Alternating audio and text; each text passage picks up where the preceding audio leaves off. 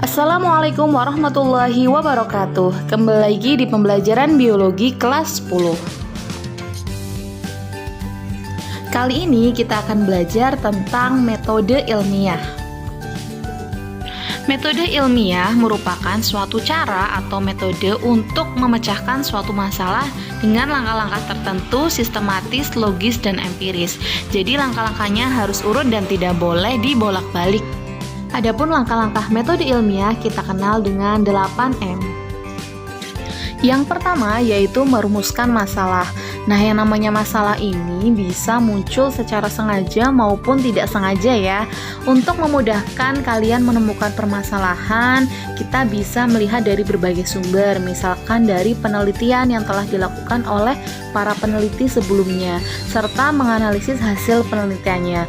Kemudian bisa juga ditemukan melalui studi pustaka dari berbagai referensi, ataupun juga dapat ditemukan melalui pengamatan langsung di lapangan. Tujuan merumuskan masalah yaitu untuk memperjelas batasan masalah yang akan dipecahkan. Nah, untuk perumusan masalah biasanya diawali dengan kata tanya seperti apa, mengapa, dan bagaimana. Contohnya, saat kita mengamati ada tanaman yang ditempatkan di tempat yang terang dengan tanaman yang ditempatkan di tempat yang redup.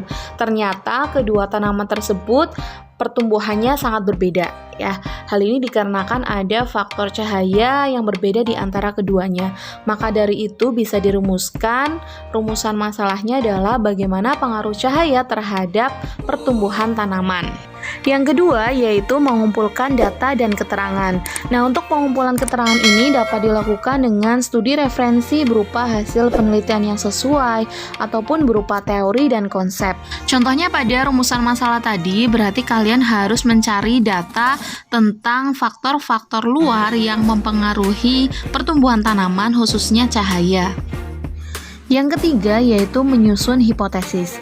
Hipotesis merupakan jawaban sementara dari permasalahan yang kita ajukan dan diperoleh berdasarkan data selama observasi atau studi pustaka. Contoh dari rumusan permasalahan tadi berarti hipotesisnya yaitu cahaya mempengaruhi pertumbuhan tanaman. Yang keempat yaitu menguji hipotesis dengan eksperimen.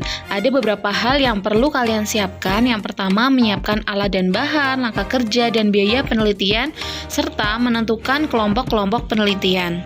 Ada dua macam kelompok penelitian yaitu kelompok kontrol dan kelompok perlakuan.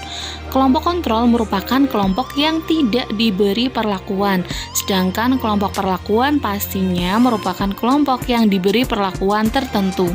Kelompok perlakuan dapat diberi satu atau beberapa variabel. Nah, variabel itu apa? Variabel merupakan faktor yang berpengaruh dalam suatu penelitian. Adapun variabel nantinya dalam penelitian terdiri atas variabel bebas, variabel kontrol, dan variabel terikat.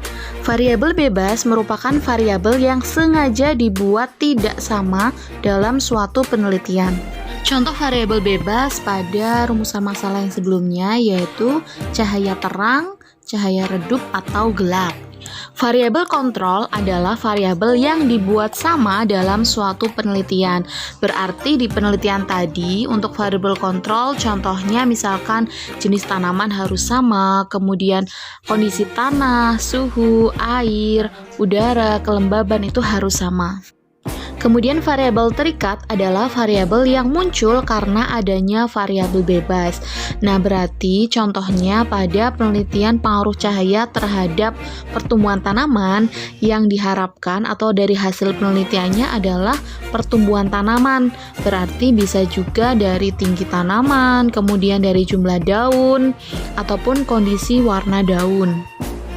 Yang kelima yaitu mengumpulkan data hasil penelitian. Yang dimaksud dengan data hasil penelitian ini dapat dibedakan menjadi dua jenis ya, yaitu data kualitatif dan data kuantitatif. Data kualitatif adalah data yang tidak disajikan dalam bentuk angka tetapi dalam bentuk deskripsi. Contohnya adalah data perbedaan warna batang tanaman. Sedangkan data kuantitatif adalah data yang disajikan dalam bentuk angka. Contohnya yaitu data hasil pengukuran tinggi batang tanaman. Yang keenam yaitu menganalisis data hasil penelitian. Nah, dari data-data hasil penelitian yang telah didapatkan, kemudian diolah dan dianalisis, kemudian dibandingkan dengan teori, fakta, dan konsep yang sesuai dengan studi referensi. Hasil penelitian bisa disajikan dalam bentuk deskripsi, tabel, grafik, maupun diagram. Yang ketujuh yaitu menarik kesimpulan. Nah, kesimpulan pastinya mengacu pada hasil penelitian yang telah kita lakukan. Adapun kesimpulan ini dapat mendukung hipotesis yang telah kita buat ataupun menolak hipotesis yang kita buat. Dan yang terakhir adalah mempublikasikan hasil penelitian kita agar pihak lain mengetahui hasil penelitian yang telah kita lakukan. Terima kasih dan sampai jumpa di video selanjutnya.